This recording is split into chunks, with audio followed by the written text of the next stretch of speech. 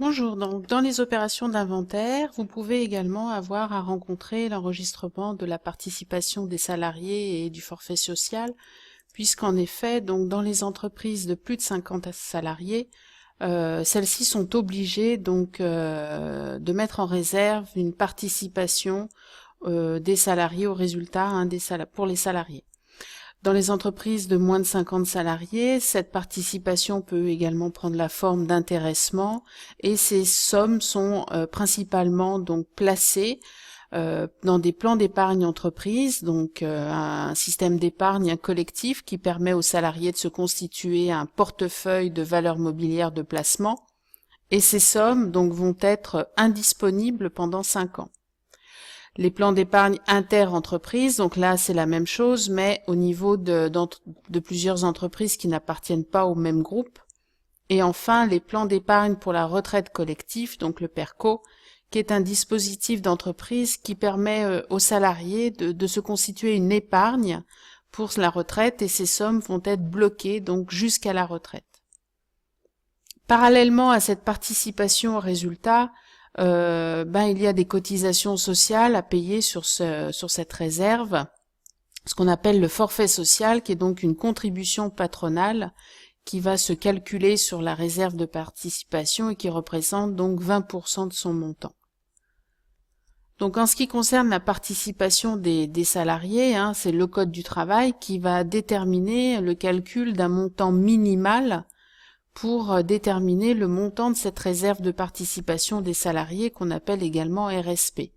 Alors le calcul, une fois qu'on a toutes les données, est assez simple, c'est-à-dire qu'il représente donc 50% de la part, donc il manque d'ailleurs un crochet, du bénéfice net, donc le bénéfice fiscal auquel on a enlevé l'impôt sur les sociétés, moins 5% des capitaux propres de l'entreprise, fois donc la masse salariale, l'ensemble des salaires bruts de l'entreprise, divisé par la valeur ajoutée qu'on va déterminer à partir de l'alias fiscal.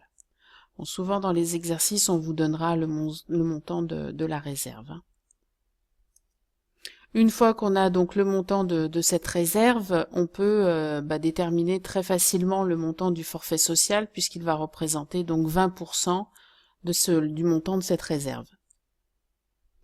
Ce qui nous intéresse essentiellement, c'est comment en comptabilité donc on va traiter cette réserve.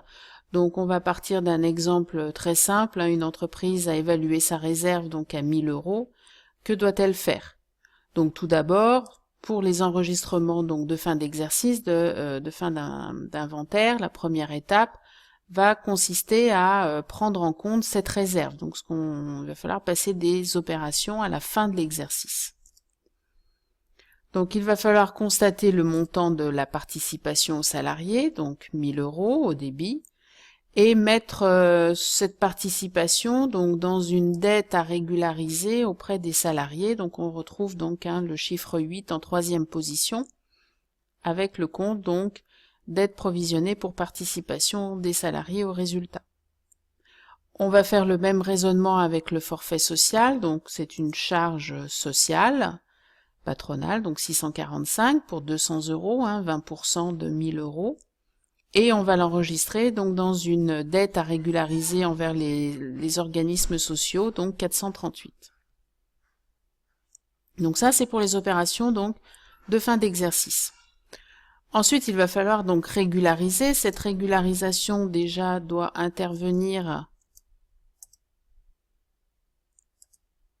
après l'approbation donc des comptes, de la présentation des comptes par l'Assemblée générale ordinaire, qui va voter et donner son accord. Donc dans ce cas-là, après l'approbation, il va falloir régulariser et bien enregistrer donc la dette qu'on avait provisionnée pour les salariés. Elle devient donc réelle, l'enregistrer comme une dette vraiment envers les salariés dans le compte 424-6. Cette fois, la dette est certaine, puisqu'elle a été approuvée. Et c'est la même chose pour le forfait social.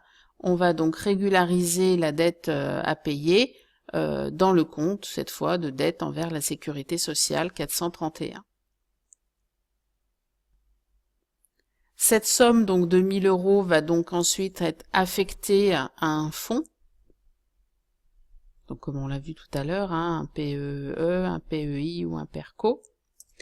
Donc dans ce cas-là, il va falloir enregistrer l'utilisation de ces fonds. Donc la dette envers les salariés est enregistrée dans un compte donc de participation, un compte des comptes de capitaux, donc 166, pour le blocage de ces fonds, hein, comme je vous ai dit, pendant 5 ans s'il n'y a pas de déblocage exceptionnel.